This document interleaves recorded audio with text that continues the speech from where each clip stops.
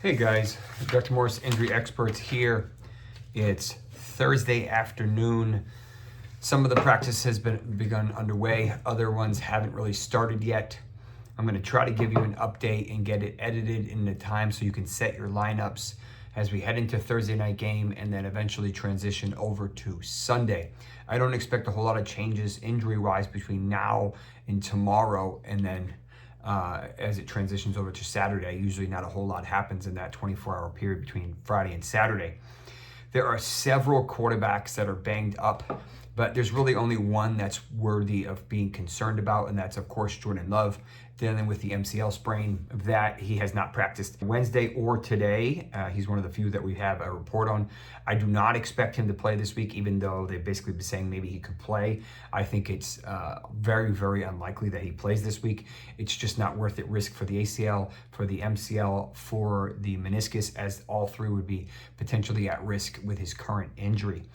We are going to see Malik Willis, which is a significant downgrade as far as we know, for Josh Jacobs, for Jaden Reed, tight ends, Dubes, Christian Watson. So right now, besides Josh Jacobs, I have to be really careful. And even then, Jacobs is more in the 15 to 20 range as opposed to top 10. Josh Allen is playing tonight. He did injure his left hand. Sounds like he's doing okay. I have a couple bets on him tonight.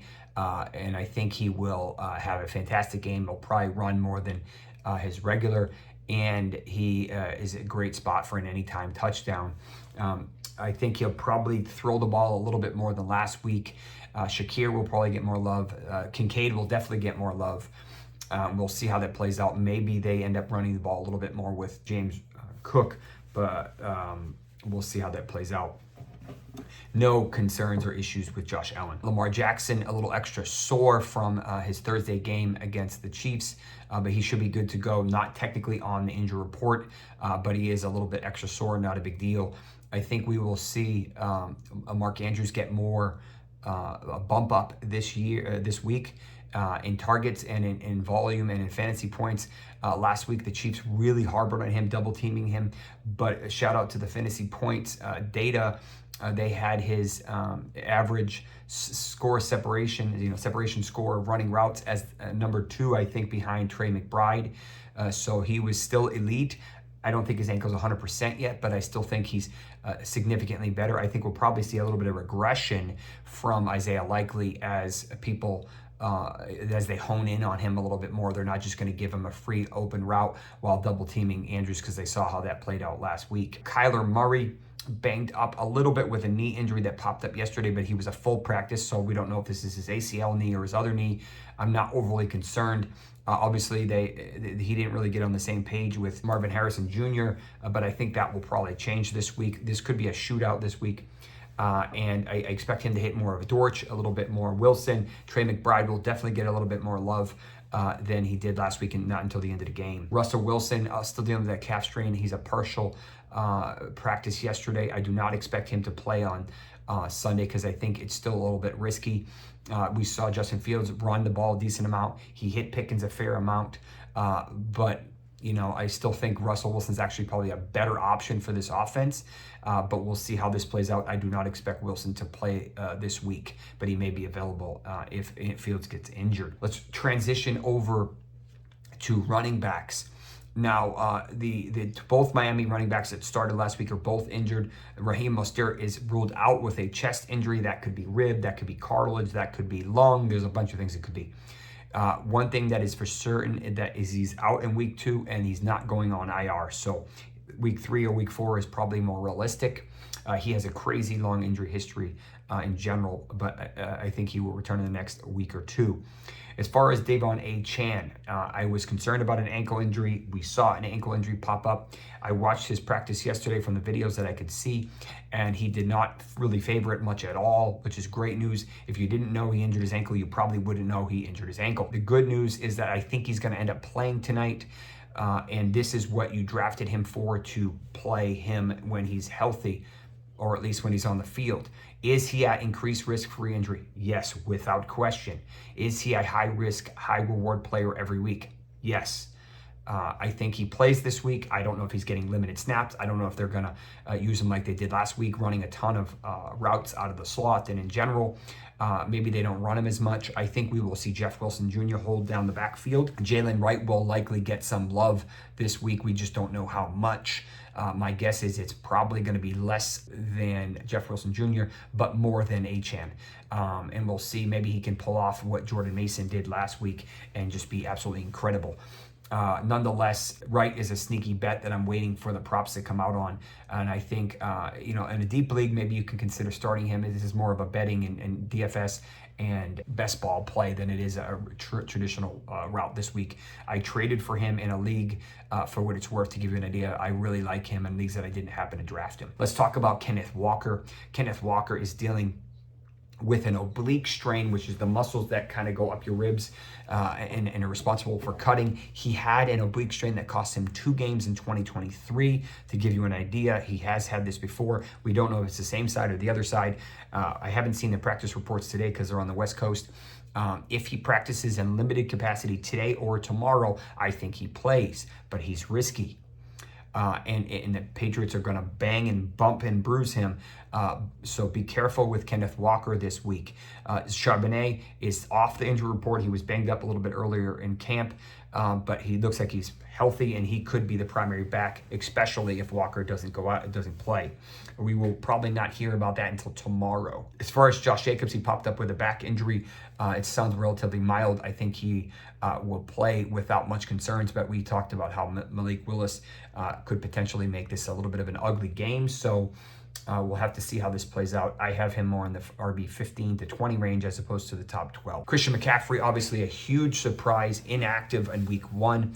Reportedly, he re-injured or has had a setback to his calf and or Achilles on Friday, and that's when they said, you know what, it's just not worth it to play him. Jordan Mason, whether or not he got the call on Friday or on Sunday, Monday, he had a fantastic game. I think Jordan Mason at the minimum is going to get some work in this game. I just don't know if McCaffrey's going to play. I did a pretty deep dive on my Twitter yesterday if you want to see about the difference between Achilles tendonitis versus tendinopathy and how the calf is also involved. This is not something that is going to go away. He will deal with this the entirety of the season, but it may not bother him in totality the entirety of the season. I think there's about a 50% chance McCaffrey plays in week 2. I just don't know what his workload is going to be, and I have concerns about re-injury since he just tweaked it on Friday, and it'll basically be a little bit over a week. But if he's active, you pretty much have to start him, unfortunately. Saquon Barkley, it appears he's tweaked his neck, probably a stinger if I were to guess. I'm not worried about it. It's just more of a formality. Jaylen Warren should be healthier than he was last week. He really probably shouldn't have played last week with his hamstring, but he doesn't like to miss games. But if you were depending on him, he probably let you down. He should be a little healthier this week, but he's still at increased risk for re-injury. Marshawn Lloyd is, let me see what his practice status was. He practiced a partial practice yesterday. I think there's a chance he might get on the field this week. I still don't really trust him yet. I love his talent. I'm just not ready for the hamstring. So be careful with Marshawn Lloyd this week. Miles Sanders tweaked his finger, but he's not really fantasy relevant. Roschon Johnson was in a healthy scratch last week. He's dealing with toe injury, but he's not on the injury report. So it may be just a depth thing at this time. And then the Patriots, Antonio Gibson is not really much of a threat to Ramondre Stevenson, as we saw last week, but he's dealing with a mild hip injury. Audric Estime, potentially nice rookie for the Denver Broncos, unfortunately suffered a pretty bad ankle injury, and they placed him on IR yesterday. That backfield was a hot mess. I was a big fan of Javonte Williams coming into the season, but they did not use him appropriately in week 1. McLaughlin was also a little bit of a hot mess, so we'll have to see how that plays out in week 2. So I'm kind of backing off those guys until I see which direction they're going and see if we can get some more production out of Bo Nix. Let's head over to wide receivers. So there's a fair share of wide receivers. I have 16 on my list already through week 1. Puka Nacua unfortunately suffered a pretty substantial PCL sprain. He's going to probably miss at least a week 6 or week 7. I'm going to say this, and I need you to make sure you hear me. He will not be 100% until 2025. I've treated PCL injuries. They're very frustrating. They cause a lot of instability issues. This is what Lamar Jackson had a couple years ago, and he missed 8 games and ended his season. This is a frustrating injury. He's probably going to miss at least up until week 6 or week 7, maybe even week 8. So if you have the opportunity to trade him, he's not going to help you for at least 6 weeks. So trade him and use someone that you can use now. Dynasty, a little bit of a different story because then you have to weigh long-term value. This is obviously going to help Cooper Kupp. This will help Tyler Johnson. This will help Demarcus Robinson, who I like a little bit more than Johnson. This will help Colby Parkinson. If Kupp can stay healthy, he has as many targets as he can handle.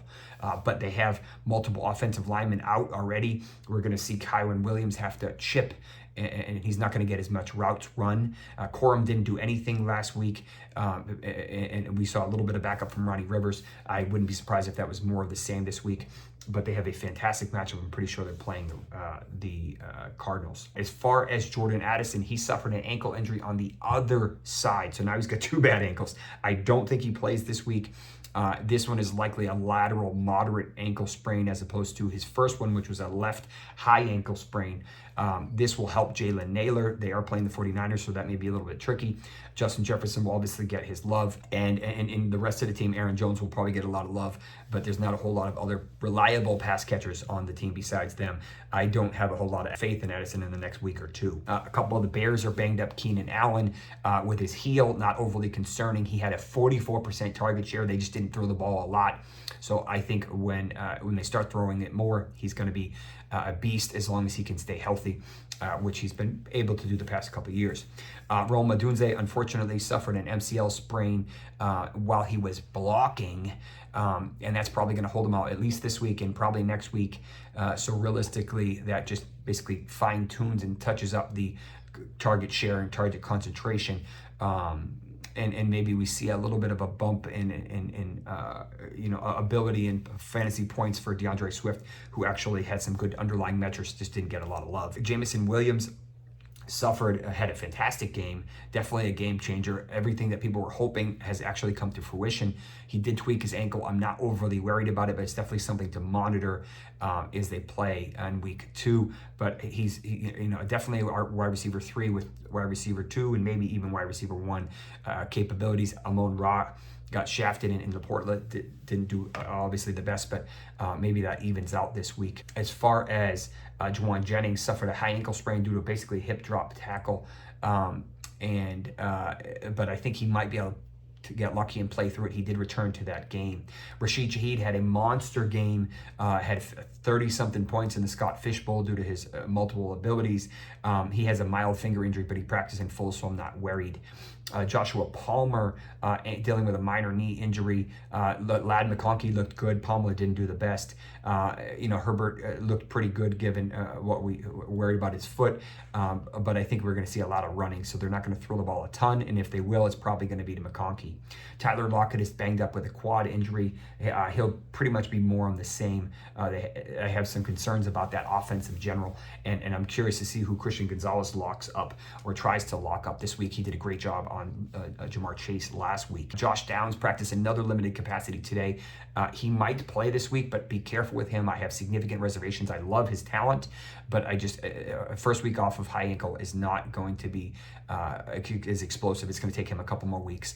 Alec Pierce had a really good day, but that was a little bit fluky. Denai Mitchell had the top separation score and should have monster games coming up. And Pittman did okay. Jonathan Taylor did pretty good, but didn't get any targets at all, which is kind of the role for him. And man, is Anthony Richardson have a cannon. Amen to him. Hopefully he can stay healthy. DeAndre Hopkins, unfortunately, still dealing with that knee injury, even though he's at full practice. I'm not comfortable starting him yet. They have a tough matchup this week. Ridley has a tough matchup this week. I think Pollard took over the backfield, and we'll see Spears kind of complement him, but in general, that's kind of how that team is going to play out. I'm going to wait a couple more weeks before I make any decisions on that Titans offense. T. Higgins is unlikely to play this week. He's not practicing again today, which is Thursday, and he had acute hamstring strain. He's had multiple hamstring strains. I think it's been 4 or 5 in the past couple of years. We don't know if they're the same spot, but that's a moot point. They really could have used him against the Chiefs. This is not good because now they're going to have to use Sovas. They're going to have to use Gesicki. They're going to have to kind of spread the ball to less impactful receivers. Jamar can now potentially be double teamed as a result of just not having another substantial threat. So, there's a possibility the Bengals start 0-2 and Burrow continues to struggle whether or not he can pick up a water bottle. Marquise Hollywood-Brown is not ready to return in week 2. It sounds like, I don't know if he suffered a setback or if it's just a little bit worse or not healing like we want him to, but he probably won't return until maybe week 3 or week 4, depending on where we're at. He has not returned to the practice field yet. That's good for Xavier Worthy, who looked incredible. Hopefully he gets more love. I love Rashid Rice. And we'll see, obviously, Kelsey get a little bit more involved this week. Roman Wilson may make his debut this week. He was coming off of a high ankle sprain, so be a little bit careful, but he could slide in as that wide receiver too. A.T. Perry dealing with a hand injury, but he'll be fine. And Malik Washington, the rookie for the Dolphins, is not going to play tonight with a quad injury of his own. Finishing strong, Dalton Schultz dealing with an ankle injury. We don't have any specifics. I did not see this injury, but he has not practiced in back-to-back days, which is not a good sign for him. Even if he plays, you're going to have to probably sit him. Be careful with Dalton Schultz in week 2. Jake Ferguson is adamant that his knee is not as bad as they said. We'll have to see if he returns to practice today or tomorrow, but I do not expect him to play this week pending something miraculous. Bone bruises really hurt, and MCL sprains are risky for anyone that's going to get tackled, which is him, assuming he were to catch the ball. David Njoku suffered a moderate high ankle sprain. I believe it's his right ankle, and he's going to miss at least week 2, possibly up to week 5. So you're going to have to find someone else to compensate for him as a result, and even then he might have trouble to come back. Watson looks absolutely awful, so we'll have to see if he makes any strides this week. I do like Ford this week. Brock Bowers is off the injury report with a foot injury. He looked really good last week and should only get better. And then Noah Fant is dealing with a minor toe injury, probably turf toe. He'll play through it, but he's not 100%. Those are my kind of major guys heading into week 2. If you like this type of content, do me a favor, smash a thumb up, subscribe, check out the Injury Experts, create a free account, check out the injury reports that are available daily, updated multiple times a day. And if you want an even more competitive advantage, you can get the premium upgrade. You can join our Discord channel, which is a lot of for sports and fantasy talking and injury talking. You can ask me questions directly. You can get the Discord link on our website at the top. Thank you for tuning in. We will see you Sunday morning for a live stream, and then we'll see you early next week, depending on which new injuries pop up. Thank you. Take care.